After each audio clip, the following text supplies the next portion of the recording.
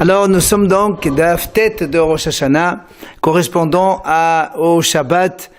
Donc Shabbat, on sera le 17 Iyar. Alors on était arrivé donc à la 4e ligne donc d'Af Tet Rosh Hashanah. Nous avons vu que par rapport à la Shvi'it, la mahloket entre Rabbi Eliezer, Rabbi Ishmael, le fils de Rabbi Beroka, et les Hachamim,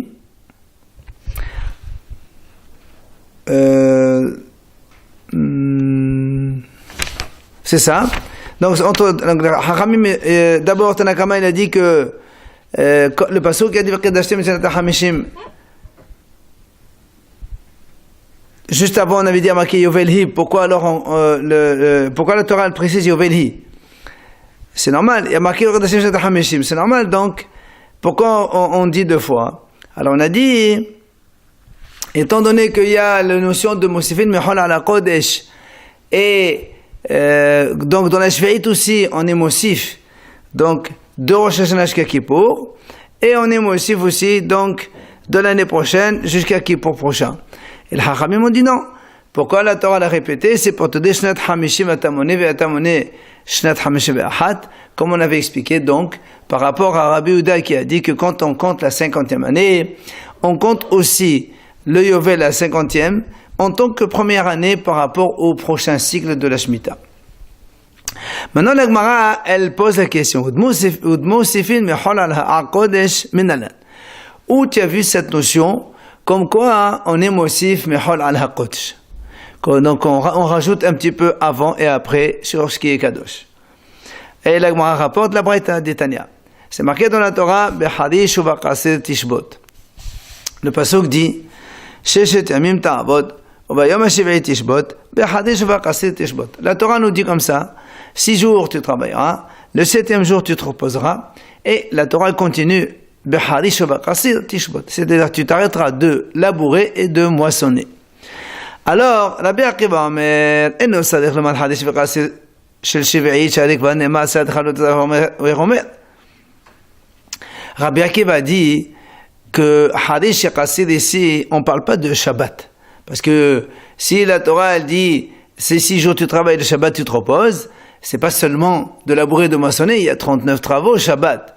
Donc Hadish et Qasir ici, selon Rabbi Akiva, on parle ici de l'année, de la 7e année, de la Shvi'it, de la Shemitah. Comme quoi, il ne faut pas labourer, il ne faut pas moissonner. Alors, justement, il pose la question, pourquoi la Torah a besoin de nous dire ça maintenant? C'est marqué dans la Torah, ça, c'est déjà marqué dans un autre pasuk. Alors, pourquoi la Torah nous le dit? Elle a Harish shel Erev Shvi'it hanechnas Shvi'it beqasir shel Shvi'it hayotze lemosai Shvi'it. Rabbi Akiva, il vient nous apprendre ici justement cette notion de Mosifin Mechol ala Kodesh. On rajoute un petit peu avant et après. Comme quoi ici, la Torah qui a dit Harish de ne pas labourer la 7e année, c'est pas la 7e année vraiment. C'est Harish shel Erev Shvi'it. C'est-à-dire que si tu laboures la terre à la veille de la 7e année, quelques jours avant la 7e année, et puis après, ce labourage que tu as fait va servir à ce que la 7e année, donc il va pousser des choses, eh bien, ce Harish là que tu as fait, il est interdit. C'est comme si que tu l'as fait pendant la 7e année. Oui, maintenant, de l'autre côté, de l'autre extrémité de la 7e année, la moisson de la 7e année aussi, c'est-à-dire, si tu prends une récolte qui a poussé le tiers de sa pousse pendant la 7e année, c'est-à-dire pendant l'année de la Shemitah, la récolte elle a poussé le tiers de sa pousse. On finit, on arrive à 8e année, elle est complètement mûre. Eh bien, c'est ça le Qatsir shel Shvi'it, même si tu moissonnes cela à la sortie de la Shvi'it, donc à la 8e année, vu que la récolte, elle a déjà poussé tiers de sa pousse, elle est considérée comme les fruits de la 7e année, tu dois t'y conduire avec sainteté comme les fruits de la 7e année. Voilà donc ce que nous apprend Rabbi Akiva à propos de Bechadish uvaqasir tishbot, et donc comme quoi on rajoute un peu de 7e année avant la 7e et un peu de 7e année après la 7e, comme on vient de l'expliquer. Rabbi Ishmael Omer, il vient Rabbi Ishmael, il dit non. On parle toujours de Shabbat. Tu vas me dire alors qu'est-ce que tu vas m'apprendre? Il t'apprend quelque chose. C'est-à-dire comme le labourage, c'est un labourage de Rishut, c'est-à-dire c'est facultatif, ce n'est pas obligatoire. Eh bien, la Torah l'interdit. Même Chatzir, où c'est la moisson, c'est aussi quand elle est facultative. Yatzar Kesid Ha'omer Shehom Mitzvah. Il vient Rabbi Ishmael, il dit, par contre, quand on veut moissonner le Homer, si c'est Shabbat, eh bien, on doit le faire quand même. C'est ce que la Torah a dit. C'est tout ce qui est labourage ou moisson facultative, donc provisoire, c'est sûr que c'est assuré de le faire Shabbat. Mais si c'est Qassir de mitzvah, comme le Homer qu'on doit maçonner le soir même pour l'offrir le lendemain, eh bien, si c'est Shabbat, eh bien, il repoussera le Shabbat et on peut le faire sans aucun problème. Voilà ce qu'apprend donc Rabbi Ishmael de ce Behadish Vakasit Ishbot. C'est là où la Gemara dit, mais Rabbi Ishmael,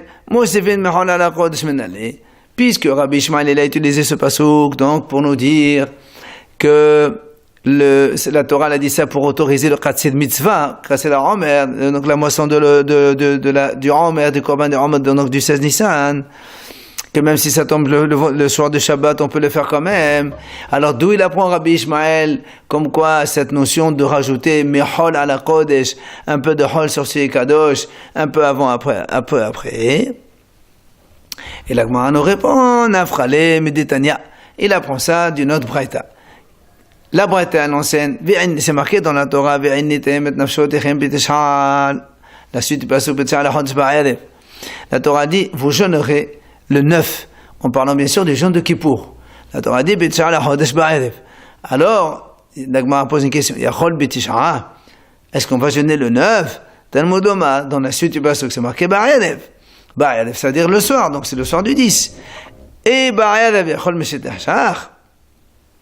si c'est comme ça, alors on va jeûner donc dès qu'il fait nuit.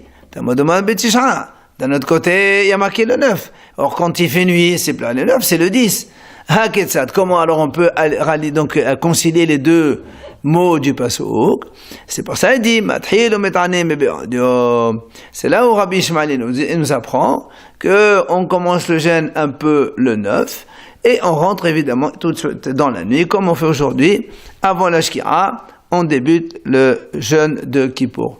Et de là, on apprend Melamed, Shemosefin, Mehol al HaKodesh.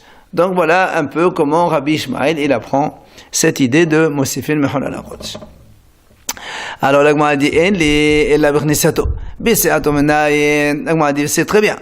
On a le Rabbi Ishmael nous a appris cette notion de Mosefin, Mehol al HaKodesh à l'entrée. Mais d'où on apprend, Rabbi Ishmael, d'où il apprend que aussi à la fin, à la sortie, il faut rajouter aussi un peu. Alors il dit, comme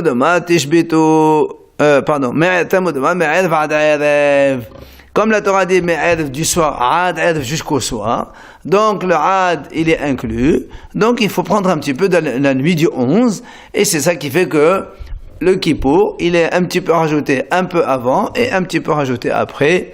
Et de là, on apprend Mosifin Mehol al HaKodesh à l'entrée et à la sortie selon Rabbi Ishmael. Alors c'est là où la Gemara dit En li ela yom Kippourim. La Gemara dit tout ça c'est bon parce que le pasuk qui parle de Kippour. Shabbatot minayin. On a vu que le Shabbat il faut aussi faire Mosifin Mehol al HaKodesh un peu avant, un peu après. La Gemara répond Tamodomat tishbitu. Comme la Torah a rajouté le mot tishbitu. C'est en plus, de là tu apprends que pour les Shabbats aussi c'est la même chose. Yamim tovim minna. Il y en a qui pose une question. Et pour les jours de fête, d'où on apprend aussi la même notion qu'il faut rajouter un peu avant, un peu après. Talmud Domas Shabbaterem. Haketza, de là la Gemara dit conclusion. Kol makom sheyesh bo shvut, mosifin mehol al HaKodesh. Donc à chaque fois qu'il y a un repos, c'est-à-dire que ce soit Yom Tov, Shabbat ou Kippour, eh bien il faut rajouter un peu avant, un peu après. Et donc on voit maintenant aussi bien selon Rabbi Akiva que Rabbi Ishmael, l'idée elle est donc illustrée. Alors l'Agma pose une question. Rabbi Akiva L'Agma dit donc dans ce cas-là, puisque Rabbi Akiva il a appris Moussefin Mecholala Kodesh de Behadish Vakas et Tishbot qu'on a vu tout à l'heure, qu'est-ce qu'il fait Rabbi Akiva avec ce pasuk de la Torah? Qu'est-ce qu'il apprend de cela? Alors il te dit, il te dit, il en a besoin pour l'enseignement de Hiya Barav Medifti. Qu'est-ce qu'il a dit? C'est marqué dans la Torah, il a enseigné Rabbi Hiya, il a dit comme ça. C'est marqué dans la Torah, vous jeûnerez donc le 9. Alors il pose la question, c'est des métanin. Comment la Torah a dit on jeûne le 9? C'est pas le 9, c'est le 10 qu'on jeûne. Kippour, c'est le 10 Tishri, c'est pas le 9. Alors pourquoi la Torah a dit Bitisha? Et là, le malach, c'est pour t'enseigner. Kol ha'ochel v'shote b'tishri, ma'ale alav ha'katuf, ke'elu hit'ana tishri v'asiri. La Gemara te dit comme ça, puisque la Torah l'a dit le 9, vous jeûnerez le 9, c'est pour t'enseigner en fait que celui qui mange et qui boit bien le 9 Tishri, c'est comme si qu'il a jeûné le 9 et le 10 au même temps. Donc voilà ce qu'apprend Rabbi Akiva de cette phrase de donc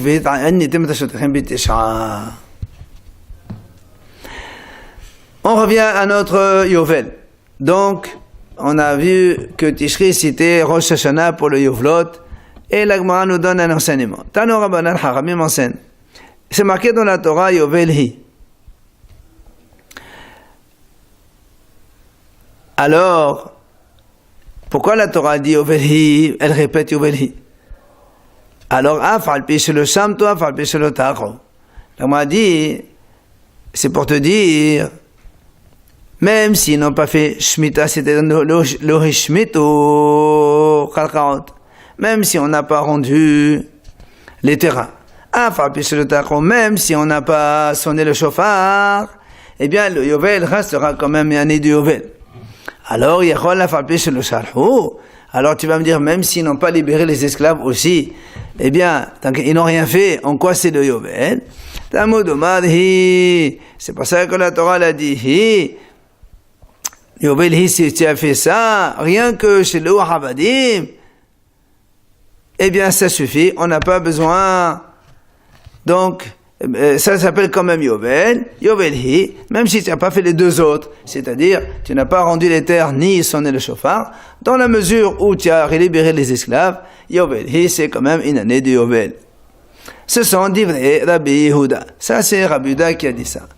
Rabbi Yosef Omer, Yovel Hi. Pourquoi la Torah a dit Yovel Hi? Parce que, Afal Bishel le Sham, Afal Bishel le Shalhu. Alors Rabbi Yossi lui dit un autre enseignement, il dit le Yovel, même si on n'a pas rendu les terrains et même si on n'a pas rendu les esclaves, ça s'appelle quand même Yovel. Tiens, la Gemara dit alors, même si on n'a pas sonné le chauffard, on quoi c'est le Yovel?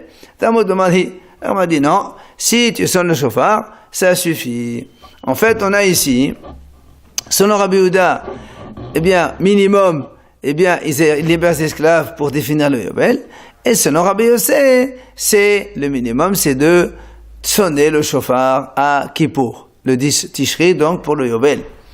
Alors, la Gemara dit, mais penema ani omer Yovel hi, afal pi shelo shalhu, ve'en Yovel elaim ken tachu. La Gemara pose une question, évidemment, selon Rabbi Yosef qui a dit, même s'ils n'ont pas sonné même s'ils n'ont pas rendu le terrain, ils n'ont pas libéré les esclaves, il suffit d'avoir sonné le chauffard. Alors il a dit pourquoi? Puisqu'on a un passage qui est marbé, c'est-à-dire Yovel Hi. Quand on dit Yovel, ça veut dire n'importe comment les Yovel. Après quand on dit Hi, c'est Memaït, il faut faire quelque chose. Alors pourquoi tu dis Afal Bishel Shalhu, ça s'appelle Yovel, mais s'ils n'ont pas sonné le chauffard, c'est pas le Yovel. Pourquoi Rabbi Yossi dit ça, hein? Alors il dit, les filles,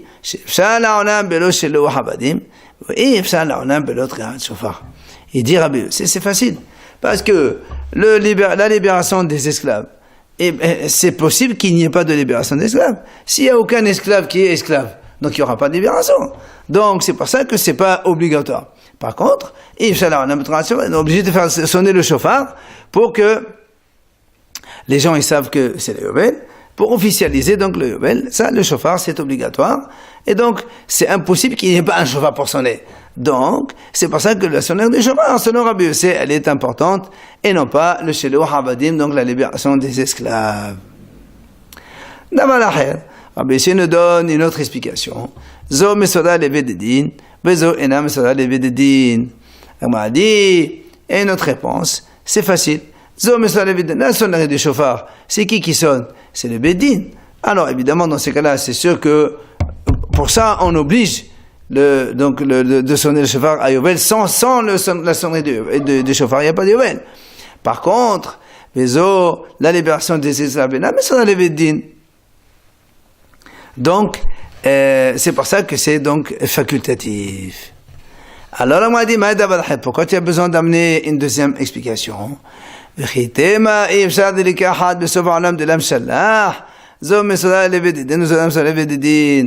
dit, en fait, parce que si tu me dis, comment est-ce possible qu'il n'y ait pas un seul juif dans le monde qui a un esclave et qui doit le libérer? Alors, donc, c'est pour ça que même si tu me dis ça, eh ben, c'est pas grave. Il y a une autre réponse pour laquelle le chauffard est plus important.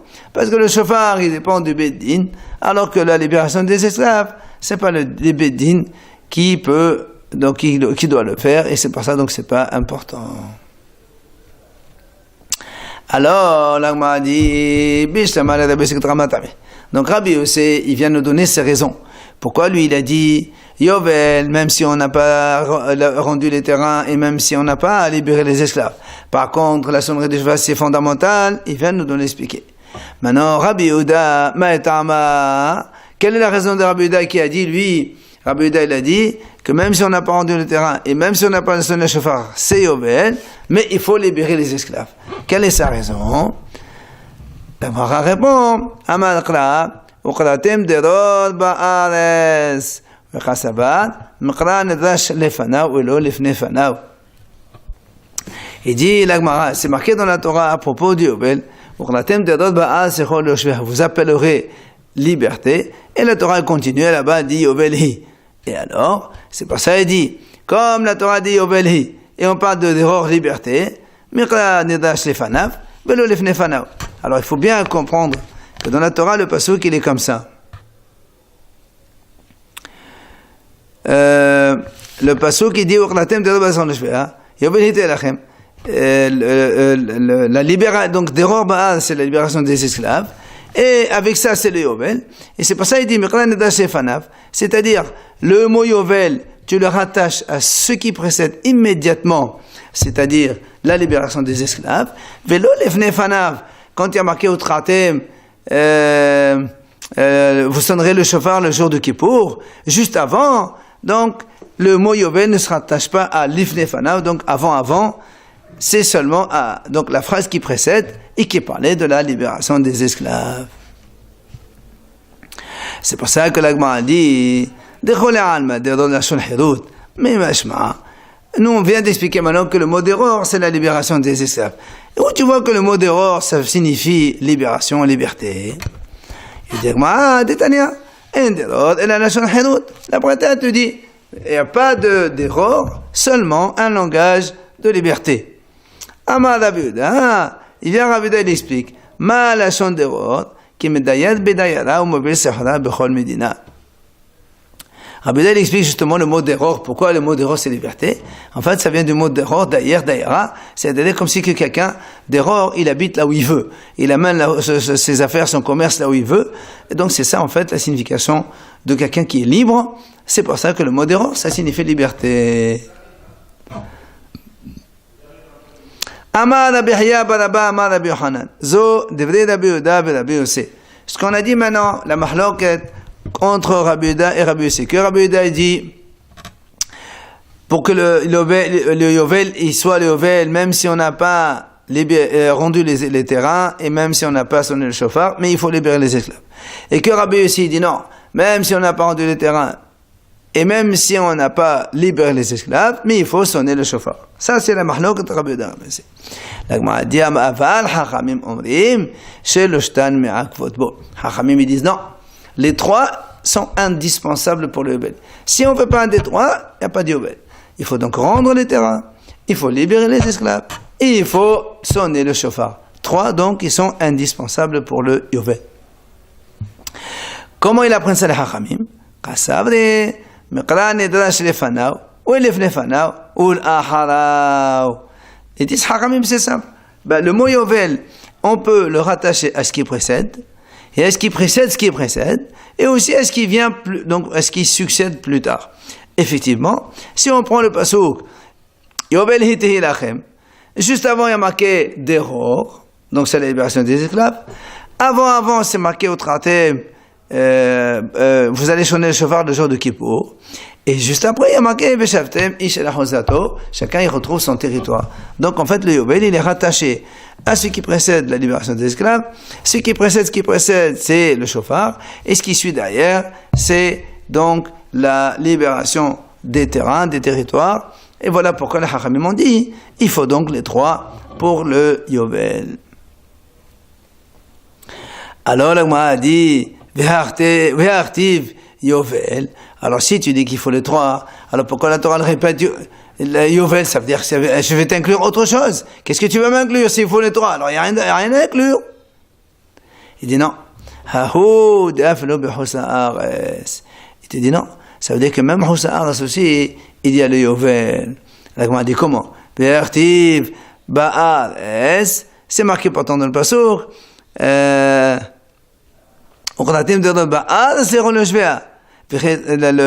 Yovel, il n'a lieu qu'en Israël, il n'a pas lieu en Hosaares, la libération des esclaves n'est pas dans Hosaares. Alors, la répond, c'est vrai. Hahu. Il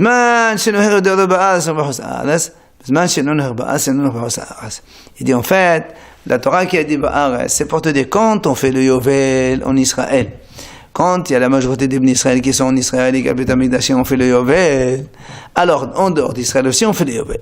Mais s'il n'y a pas de Yovel en Israël, alors même en Hosaares, il n'y a pas donc de Yovel.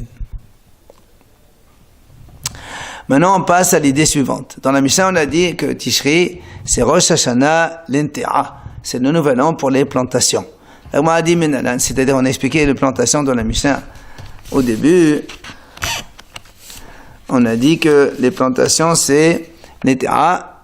Rachid a dit les Menan Shene Orla, pour compter les années de Orla. C'est-à-dire quand on plante un arbre, 3 premières années sont Adelim, on n'a pas le droit de les manger. La 4e année, c'est Kodesh Elohim, il faut les manger en Israël ou transférer leur sainteté sur de l'argent. Et à partir de la 5e année, on peut les manger normalement. Et donc ça compte à partir de Tishri. C'est là où la Gemara a dit Menalan, où tu as vu que l'intérêt les plantants, ça compte à partir de Tishri. Alors on répond, c'est marqué dans le pasuk, Shalosh Shanim Adelim. Pendant 3 ans après la plantation, c'est Adelim, tu n'as pas le droit de manger les fruits. Et après Ortiv, Ubashana Hadeberit. Et après la Torah dit à la 4e année, donc tu pourras les manger.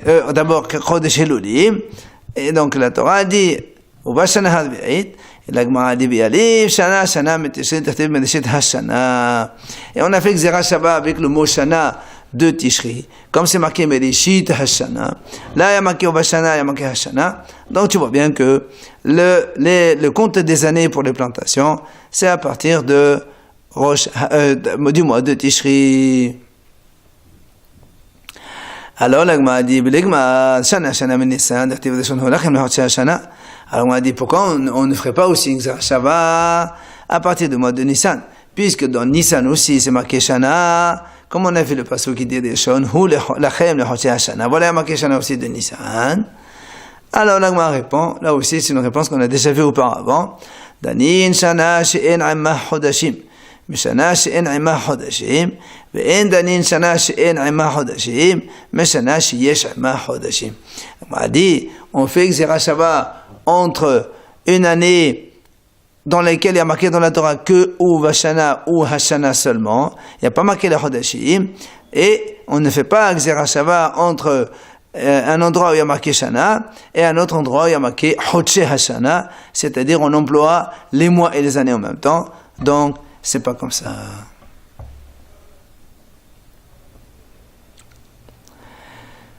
Tano Rabbanan Hachamim nous enseigne à propos de la plantation justement. Ehad hanotea, soit quelqu'un qui plante un arbre. une plantation. Et had hamavrir.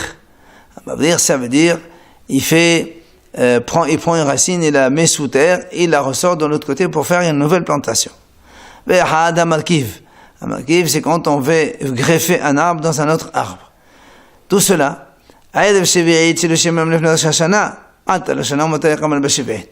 si quelqu'un il a fait cette plantation la 6e année, et avant les 30 jours avant Rosh Hashanah, c'est-à-dire avant Rosh Chodesh, par exemple le 29 Av, il reste encore 30 jours avant Rosh Hashanah, et après on arrive à la 7e année.